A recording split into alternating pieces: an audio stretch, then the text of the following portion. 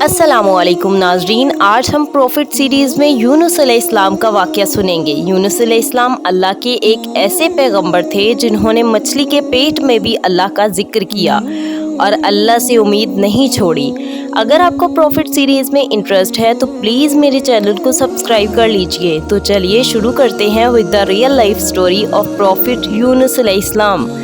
یونس علیہ السلام کا واقعہ اللہ نے قرآن میں بیان کیا ہے۔ یونس علیہ السلام ایک بہت عظیم نبی تھے اور وہ ابراہیم علیہ السلام کی نسل میں سے تھے۔ عراق میں ایک بستی تھی جس کا نام تھا نینوا۔ یہاں کے لوگ شرک اور گناہوں میں ڈوبے ہوئے تھے۔ اللہ نے حضرت یونس علیہ السلام کو نینوا کے لوگوں کی طرف رسول بنا کر بھیجا۔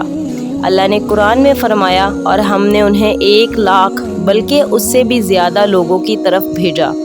نینوا کی بستی میں تقریباً 1,20,000 لوگ تھے اور وہ سب کے سب کفر پر تھے۔ یونس علیہ السلام انہیں سالوں تک دعوت دیتے رہے مگر وہ اپنی گمراہی پر ہی قائم رہے۔ جب ان لوگوں نے یونس علیہ السلام پر ظلم کرنا شروع کر دیا، انہیں دھمکیاں دینے لگے، تو آپ علیہ السلام نے انہیں اللہ کے عذاب سے آگاہ کیا۔ آپ نے فرمایا، فلاں دن تم پر عذاب نازل ہوگا۔ اس کے بعد غصے کی حالت میں آپ بستی سے نکل گئے، حالانکہ اللہ نے آپ کو صرف 7 دن کی مہلت دینے کی اجازت دی تھی، جس کے بعد ان پر عذاب نازل ہونا تھا۔ لیکن یونس علیہ السلام کو خود بستی سے نکل جانے کی اجازت نہیں دی تھی۔ جب اللہ کسی کو نبی بنا کر کسی جگہ پر مقرر کرتا ہے تو وہ نبی اس جگہ کو نہیں چھوڑ سکتے جب تک کہ اللہ تعالیٰ کی اجازت نہ ہو۔ یہی وجہ تھی کہ حضرت محمد صلی اللہ علیہ وآلہ وسلم نے مکہ تب تک نہیں چھوڑا جب تک اللہ کی اجازت نہیں آ گئی۔ اللہ کی اجازت کے بعد ہی انہوں نے مدینہ کی طرف ہجرت کری۔ جب یونس علیہ السلام نے 7 دن کی مہلت کا اعلان کیا تو آپ خود غصے کی حالت میں بستی چھوڑ کر چلے گئے۔ سورہ انبیاء میں اللہ تعالیٰ فرماتا ہے، اس مچھلی والے کو یاد کرو جب وہ غصے میں چلا گیا اور سمجھا کہ ہم اس کو نہیں پکڑ سکیں گے۔ جب یونس علیہ السلام اپنی قوم کو چھوڑ کر چلے گئے، اسی دوران اللہ تعالیٰ کی طرف سے عذاب کی علامتیں اس بستی پر ظاہر ہونا شروع ہو گئیں۔ ایک بڑا سا کالا بادل ان کی طرف بڑھنے لگا۔ اس بادل میں آگ کے شعلے بھی نظر آنے لگے۔ ان لوگوں نے پہلے ہی دن اس بادل کو دیکھ لیا اور سمجھ گئے کہ یہ وہی عذاب ہے جس کا ذکر یونس علیہ السلام نے کیا تھا۔ وہ لوگ عاد اور سمود اور لوط علیہ السلام کی قوم کے عذاب کے بارے میں واقف تھے۔ یہ عذاب ان کی بستیوں کے آس پاس ہی آئے تھے۔ ان کے سردار اکٹھا ہوئے اور کہنے لگے، جس طرح عذاب پہلے لوگوں پر آیا، ہم پر بھی آئے گا، جلدی کرو، سب توبہ کرو۔ پھر ان سب نے اختلاف ختم کر کے بولے کہ یونس علیہ السلام سچ کہہ رہے تھے۔ ان سب نے اللہ سے توبہ کی اور ایمان لے آئے، مگر یونس علیہ السلام اس وقت وہاں نہیں تھے۔ وہ تو بستی سے غصے میں نکل چکے تھے۔ ان لوگوں نے پرانے کپڑے پہنے اور زمین پر نکل آئے، روئے، گڑ گڑائے اور اللہ کے حضور سجدہ کیا اور مغفرت کی دعا مانگی۔ ان کے سرداروں نے سب لوگوں کو الگ الگ کر دیا، حتیٰ کہ ماں کو بیٹی سے اور باپ کو بیٹے سے جدا کر دیا۔ ہر شخص الگ الگ جگہ پر دعا اور توبہ میں مصروف ہو گیا۔ یہ عمل 3 دن تک چلتا رہا۔ ہر کوئی اپنے گناہوں کا اظہار کرتا رہا اور اللہ سے معافی مانگتا رہا۔ آخر کار اللہ تعالیٰ نے ان پر رحم فرمایا اور عذاب ہٹا دیا۔ اللہ تعالیٰ سورہ یونس میں فرماتا ہے، تو ایسی بستی کیوں نہ ہوئی جو ایمان لائے اور اس کا ایمان اس کو فائدہ نہیں دیتا، سوائے یونس علیہ السلام کی قوم کے۔ جب وہ ایمان لے آئے تو ہم نے ان پر سے دنیا کے عذاب کو ٹال دیا، ایک وقت تک انہیں زندگی کا لطف اٹھانے دیا۔ یعنی پورے قرآن میں صرف یونس علیہ السلام کی قوم ہی ایک ایسی قوم ہے جو کہ پوری کی پوری قوم ایمان لے آئی۔ باقی سارے نبیوں کی قوم میں سے کچھ نہ کچھ لوگ ایمان لانے سے انکار ضرور کرتے تھے۔ یہ ایک عظیم معجزہ تھا۔ یونس علیہ السلام کی قوم عذاب کی علامت دیکھ کر ایمان لے آئی اور اللہ نے عذاب ہٹا دیا۔ یہ اللہ کی قدرت اور رحمت کا ثبوت ہے، اور اللہ جسے چاہتا ہے ہدایت دے دیتا ہے۔ ایک ساتھ 1,20,000 لوگ ایمان لے آئے، جبکہ ان کے نبی بھی ان کے اندر موجود نہیں تھے۔ حضرت یونس علیہ السلام کو اس بات کا علم نہیں تھا کہ ان کی قوم ایمان لے آئی ہے۔ وہ تو غصے میں بستی چھوڑ کر سمندر کی طرف چلے گئے تھے۔ وہاں انہوں نے ایک کشتی میں سواری کی جو کہ لوگوں اور سامان سے بھری ہوئی تھی۔ کشتی جب سمندر میں چلی تو ایک طوفان آ گیا۔ طوفان اتنا خطرناک تھا کہ لگتا تھا کہ اب کشتی ڈوب جائے گی۔ کشتی کے لوگوں نے آپس میں کہا کہ کشتی کے بوجھ کو ہلکا کرو، سامان سمندر میں پھینک دو۔ سب نے اپنا اپنا سامان سمندر میں پھینکا۔ کشتی تھوڑی ہلکی ہوئی لیکن یہ کافی نہیں تھا۔ پھر لوگوں نے کہا کہ کسی شخص کو سمندر میں اترنا پڑے گا تاکہ کشتی کا وزن کم ہو۔ پھر ایک ایک چٹ کے اوپر ہر کسی کا نام لکھا گیا اور یہ ڈیسائیڈ ہوا کہ چٹ اٹھانے پر سب سے پہلے جس کا نام آئے گا اسے سمندر میں گرایا جائے گا۔ پھر ایک چٹ اٹھائی گئی۔ پہلی چٹ پر حضرت یونس علیہ السلام کا نام نکلا۔ پھر لوگوں نے آپس میں کہا کہ نہیں، یہ تو اللہ کے نبی ہیں، ان کے چہروں پر سجدے کے نشان ہیں، انہیں چھوڑ دو۔ پھر دوبارہ چٹ کو شغل کیا گیا اور دوسری بار چٹ اٹھائی گئی۔ اس بار بھی یونس علیہ السلام کا نام نکلا۔ تو پھر تیسری بار چٹ کو شغل کر کے ایک اور چٹ اٹھائی گئی، مگر تیسری بار بھی چٹ پر حضرت یونس علیہ السلام کا ہی نام نکلا۔ جب بار بار یونس علیہ السلام کا ہی نام نکلتا رہا تو آخر کار لوگوں نے مجبوراً یونس علیہ السلام کو سمندر میں گرا دیا۔ اس وقت اللہ تعالیٰ نے ایک بڑی مچھلی یعنی ویل فش کو حکم دیا کہ یونس علیہ السلام کو نگل لے۔ تو پھر اس ویل فش نے یونس علیہ السلام کو نگل لیا، مگر اللہ تعالیٰ نے مچھلی کو یہ حکم دیا کہ یونس علیہ السلام کو چوٹ نہیں لگنی چاہیے۔ مچھلی نے یونس علیہ السلام کو نقصان نہیں پہنچایا۔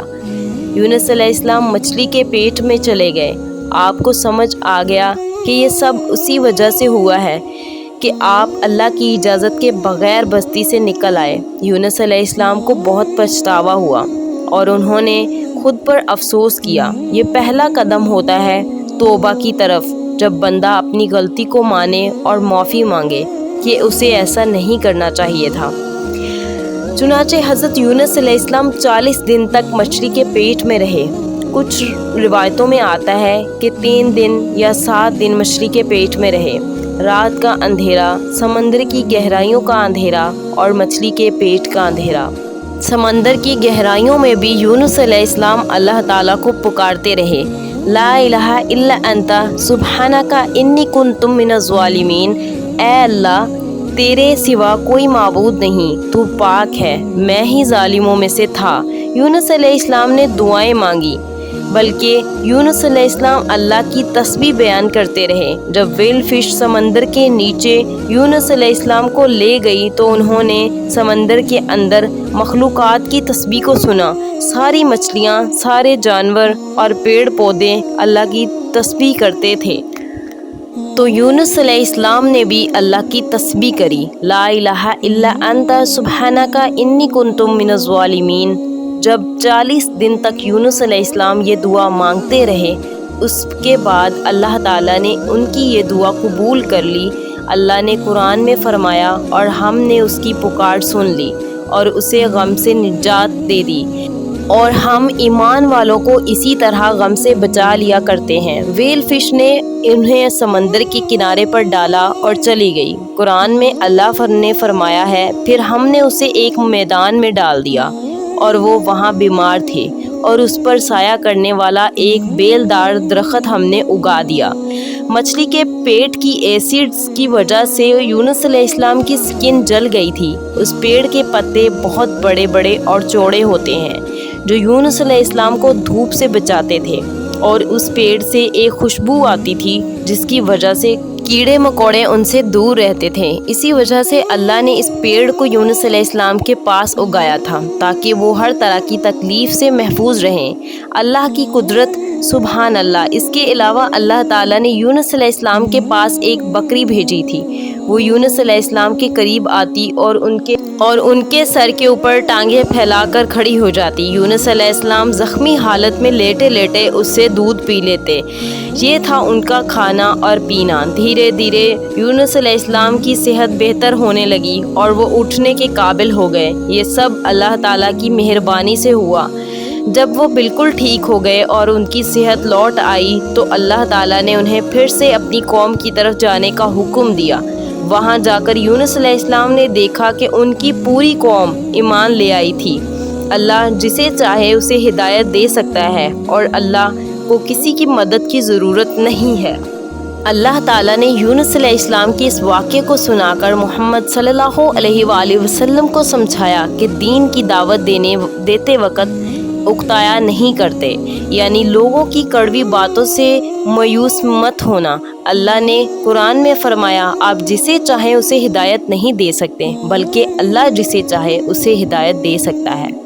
اور کسی کو دین کی دعوت دیتے وقت یہ ایکسپیکٹ نہیں کرنا چاہیے کہ وہ فوراً ہماری بات مان جائے گا، کیونکہ ہدایت دینے والی ذات صرف اللہ کی ہے۔ یونس علیہ السلام کے واقعے سے ہمیں یہ سبق ملتا ہے کہ ہمیں کبھی بھی اللہ کی رحمت سے مایوس نہیں ہونا چاہیے، ہماری غلطی کتنی بھی بڑی کیوں نہ ہو۔ اگر بندہ سچے دل سے توبہ کرے تو اللہ اسے ضرور معاف کرتا ہے۔ دوسرا سبق یہ ملتا ہے کہ نیکی کا کام، دعوت دینا یا حق کی بات کہنا کبھی بھی چھوڑنا نہیں چاہیے۔ لوگ سنیں یا نہ سنیں، ہدایت دینا اللہ کے ہاتھ میں ہے اور ہمارا کام صرف پیغام پہنچانا ہے۔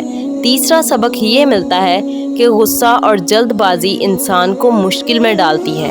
جیسے حضرت یونس علیہ السلام غصے میں اپنی قوم کو چھوڑ دیا، لیکن بعد میں انہیں اس جلد بازی اور غصے کا پچھتاوا ہوا۔ اور آخری سبق یہ کہ ہمیں چاہے کتنی بھی بڑی مصیبت کیوں نہ ہو، اللہ ہمیں اس مصیبت سے نکال سکتا ہے اور ہمارے لیے آسانیاں پیدا کر سکتا ہے۔ بھلا سوچئے کہ یونس علیہ السلام گہرے سمندر میں مچھلی کے پیٹ میں، انہوں نے وہاں سے اللہ کو پکارا اور اللہ نے ان کی پکار سنی اور انہیں اس مصیبت سے نکال بھی دیا۔